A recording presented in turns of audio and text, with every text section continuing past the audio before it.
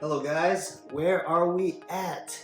Where it starts and where it ends, in the kitchen.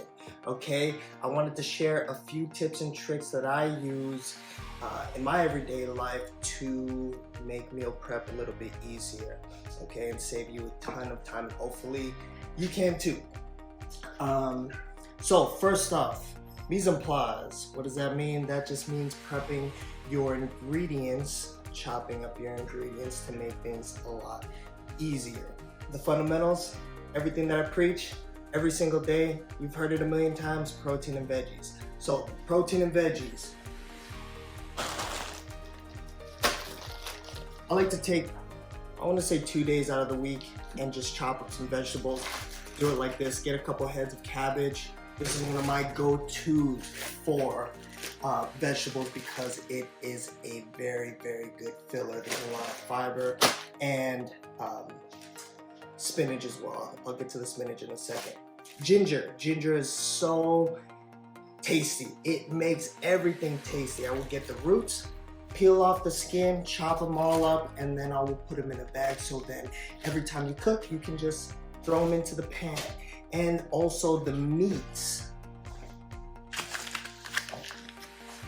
Proteins. I like to vacuum seal them, okay, and throw them into the fridge because portion control, that's what we want, right? I portion control every protein that I purchase, whether it be steak, chicken, lamb, pork, what have you, and vacuum seal it. Cool. Chop them up, weigh it, vacuum seal it, and they will last forever. The day before, just throw them into the fridge to defrost, and they will be defrosted the next day.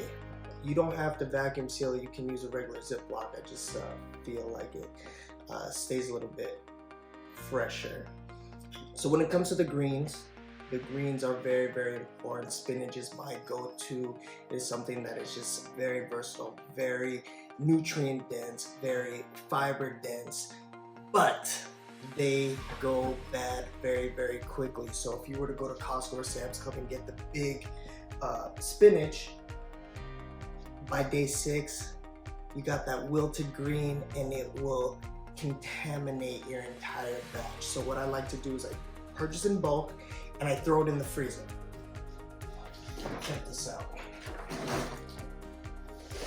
I throw it in the freezer and it stays, well, basically it keeps its integrity, okay? It stays vibrant green and they're like chips. So anytime you want to use them, if you want to throw them into a pan, if you want to throw them into a shake, it's not going to taste funny like if you were to purchase frozen spinach and it reconstitutes like this.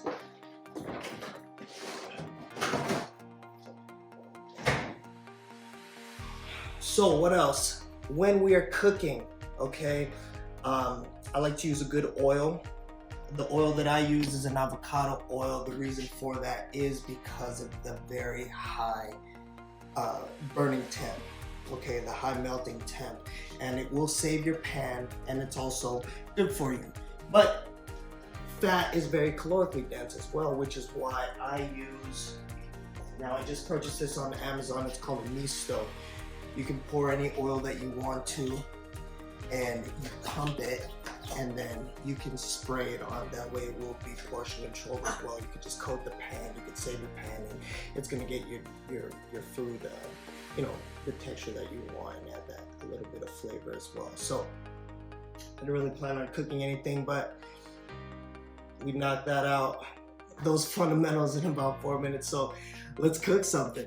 Okay, so I feel like I want to just do this all in real time to show you how quick and simple it can be with just a little bit of prep once or twice a day. So when you do need to make a meal, you can just knock it out in hopefully 5 minutes. Start with a good knife. Believe it or not, more accidents happen in the kitchen with dull knives. So get yourself a good chef's knife and make sure you take care of it. We'll talk about the importance and maintenance of a knife in the future.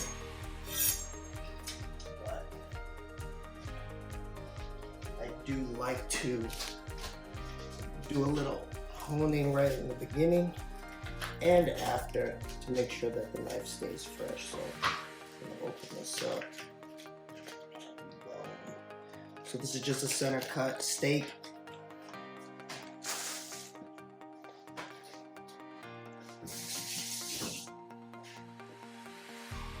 All right, what time is it? It's 9:31. Okay, so we're gonna start that at 9:31. The reason why I'm telling you that is because I'm gonna time lapse this with the editing. Start off with the pan. Preheat that. Remember the oil. Pump it up. Check it out. Ooh, sick. So while that's heating up, chop this up.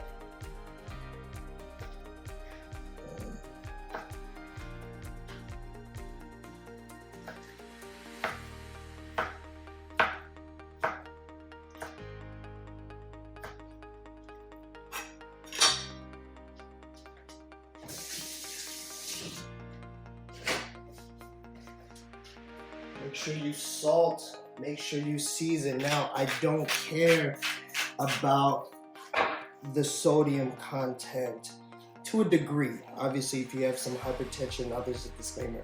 If you have hypertension or heart disease, yes, you are you're gonna have to watch your sodium intake.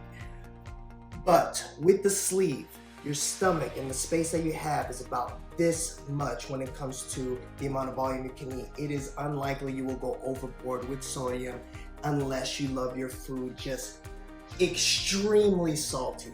Okay, so season to taste, you'll be fine.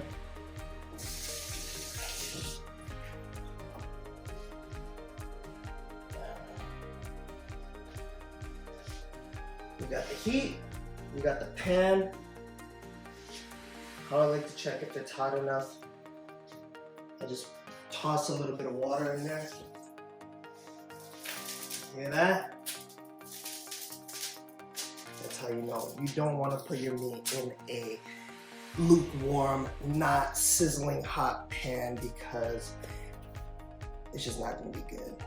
All right, let's throw it in there. Actually, let's get a better view.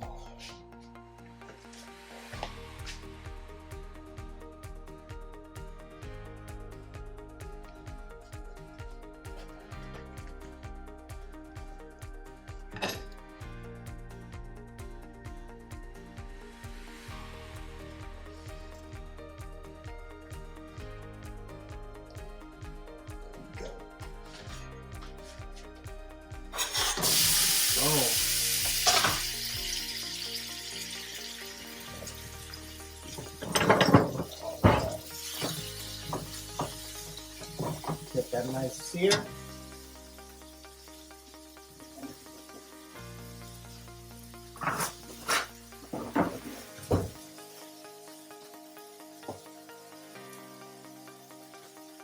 Get that ginger we're talking about. Very simple. A little bit of flavor.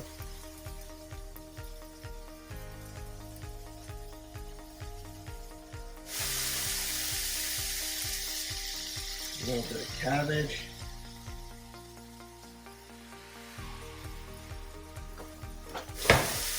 I like to wait to put the spinach until the end because it cooks quick. Okay.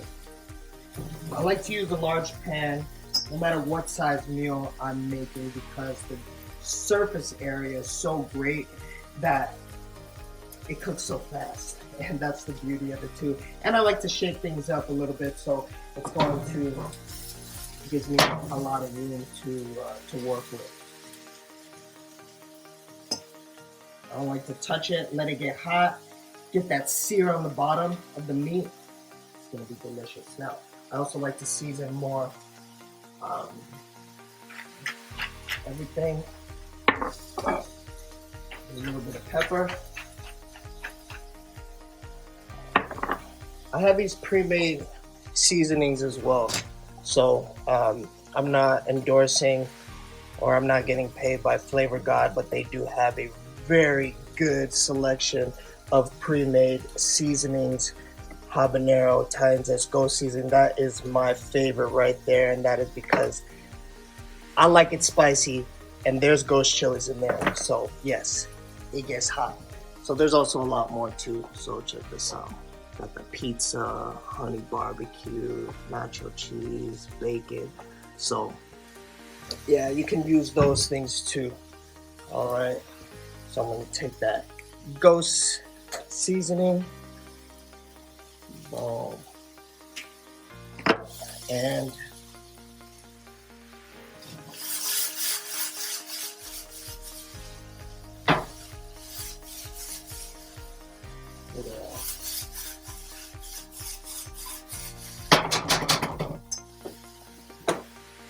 throwing the spinach at the end, some more greens.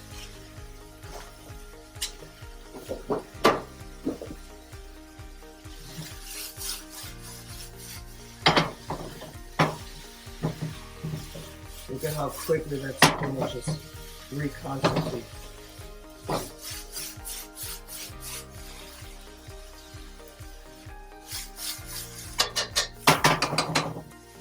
Boom.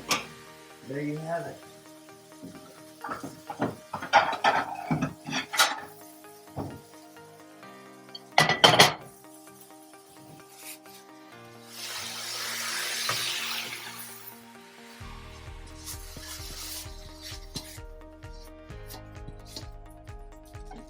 Protein and veggies right there. You can even do a cauliflower rice. You can add real rice if you want to, depending on how far out you are, but look at that. Not bad, right? And that's pretty much it. Oh, what time is it? 6:38. So that took 7 minutes with the mise en place, and that's including chopping up the meat. So, and already from pan to plate, that took 7 minutes. So there you have it. Let's do another dish later. I guess I'll see you guys in the next. Happy quarantine. I hope you guys are doing fantastic. I hope you're staying on track. Stay safe out there, guys, and I'll see you in the next.